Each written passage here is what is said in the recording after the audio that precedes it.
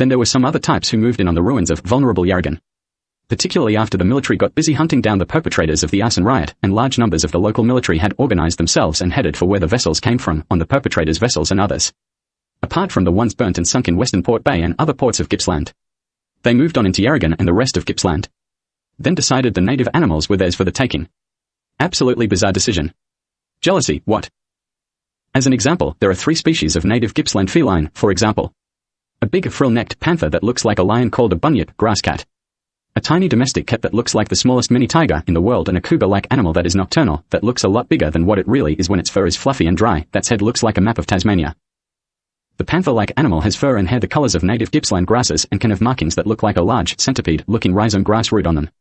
Green, yellow, straw, and red grass tips. Gippsland has many species of red grass. As a point of reference here, native Gippsland big felines, bunyips, were used in the Colosseums in Rome and Italy. Those stories of lions used in the games. There are plenty of depictions of native Gippsland felines in Italy and Europe. They have adjusted some to look like other species. But people tend to look quizzically at any depictions of the native Gippsland bunyip there. Lunatic New Zealanders moved in and eventually illegally removed them all, no matter how dangerous and how many maulings, from the entire country.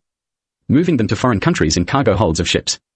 They try to make Gippslanders look like we are a bunyip staggering around in the cargo hold of a ship constantly, and try to make a large percentage of things they can get their hands on sound like creaking ropes on ships, etc. Then they decided to theme their entire country to annoy, tease, torment Gippslanders and other Australians, to be inclusive about the complete lack of bunyips. Chose national sporting colours of Gippsland charred black after an arson riot, and smoke haze. Then picked the only native New Zealand plant they could find that got quite a bit silver grey, sort of, that looks reminiscent of the rhizome root markings that can happen on a bunyip. It's a crappy plant, but the closest available, and can get quite silver grey. The silver fern, which is really mainly green. Smoke haze in dark glasses imitating markings on a bunyip. Then chose a name. Z turned out to be the word for grass in Denmark, so Zealand it was. Then the new because the word Z came from Denmark. An attempt to fool people into thinking it was New Denmark land. I often wonder what the Maori word for grass is. Did they think of that? No. Probably because they were trying to get people to assume they should blame Denmark, perhaps. There are plenty of bunyips around in foreign countries. Some people in each one claiming they have them for ransom, as if the only bunch. New Zealand's a really easy place to hold people for ransom, quite small.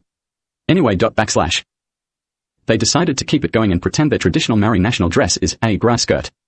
Ridiculous. Appalling decisions all the way. They are belligerent about it in some cases. They often try to ramp up the tease of Gippslanders, claiming it is their national theme or mission. Like they think they have us outnumbered because of the population in Gippsland these days, over 300,000. Over 1 million people scattered around the globe shortly after 1858 turned into a bizarrely large number of people worldwide in certain countries. You'd be surprised. Exasperatingly pathetic and unnecessary theme for their country. Moronic. Their difficulties repeatedly trying to replace their flag via referendum with one with the ulterior motive, torment the Gippslanders for no reason. Silver fern on it cannot be lost in them. There are obviously better choices for a new flag. And the smallest domestic feline in the world, a mini cat. They are very small and are often passed off as a dwarf of a bigger species, double short-statured, but look like a tiny tiger. I saw a native mini cat in my street in 2023. A bunch of French African-looking South Africans had one just a few doors down from me, and it dropped to the ground out of their hands when I was walking past. They tend to have very thick necks. Really interesting forehead markings. Some forehead markings look like a tadpole turning into a frog, and things like that. They make noise when they eat. It is unavoidable. They open their mouths to bite their food and chew, and when they do, they make noise the whole time. There used to be hundreds of thousands of them in Gippsland, with particular feeding times during the day when they would generally eat. It was very loud. Louder than cicada or cricket in a bunch of an evening. Lunatic South Africans barged in after 1858 and tried to remove them all from the entire country. There are millions of them in foreign countries and they are very popular in some. Fully domesticated in most cases, they lift up their back to form a handle when people move to pick them up, if familiar with the person, so they can be gently picked up with one hand. They are that small. The other interesting thing about Gippsland is a lot of the ancient stuff, back to and past sites like a Stonehenge, as an example, are all still there. They are mostly in what is termed wilderness now. There are hundreds, possibly thousands of sites. There are hundreds of human heads carved into the rock in the small height, alpine region in Gippsland. Along the Great Alpine Track from Yarragon to Canberra. They can't really be seen unless it is covered in a good coverage of snow in some cases. Like Mount Rushmore's. But much more ancient. And settlement areas, eating places, bathing places, swimming places, nudist colony sites, the obligatory basic pyramid shapes, caves, markers, etc. It's a tough one. They get found. It depends who finds them. Some of them are bizarrely close to the current populated areas.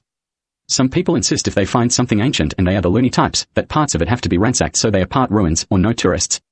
An example is the Den of Yarragon, the egg eaters community. They ate any or all types of eggs wherever they could find them. Eggshells in that larger number don't really decompose very well. There were even scrambling rocks for the warm weather and the proverbial Australian cook one on a flat rock in summer, no fire required areas. Look it up. When there was an attempt to turn the Den of Yarragon, Den of the Egg Eaters, into a tourist site, a small bunch of around 12 Tasmanians travelled for a look, pulled up the paving stones lining the edge of the main area, and then pushed over an ancient access wall bridge. The damaged site was then looked at by some lunatics Austrians, who said it's part ruin now, let the tourists in. I have seen multiple YouTube videos on it, but never been there. I stated already that it was the Egg Eater community headquarters. Everything was designed to look like the animals the eggs were harvested from and eaten. Birds, lobsters, snakes, turtles, crabs, anything. There is still a huge pile of decomposed eggshells, which people rarely recognize. After having a look on YouTube, I have come to a correct conclusion about the ripped up and scattered paving stones. Turtles lay eggs and have very specific arm tile shapes. The paving areas that were ransacked were designed to look like turtle arms on either side of the main sitting and eating area as a walkable path to the water. The paving stones that were ripped up are that specifically shaped like tiles on turtle arms and formed the pathway around the pond. There are sites that are well over 15,000 years old. It is also like some ancient, orienteering-like system. Each one has markings to where the next few are in each direction. The human heads carved into the rock face other sites, and there are markings for more. Even the likelihood of early time capsules. Over 5, 10, 15,000 years old, if found. It is wilderness of sorts though. It would take a lot of work and money. Over 90% of the flora in the wilderness was hand-moved from Antarctica as well. Then tended over the centuries. Some people get a little weird about it.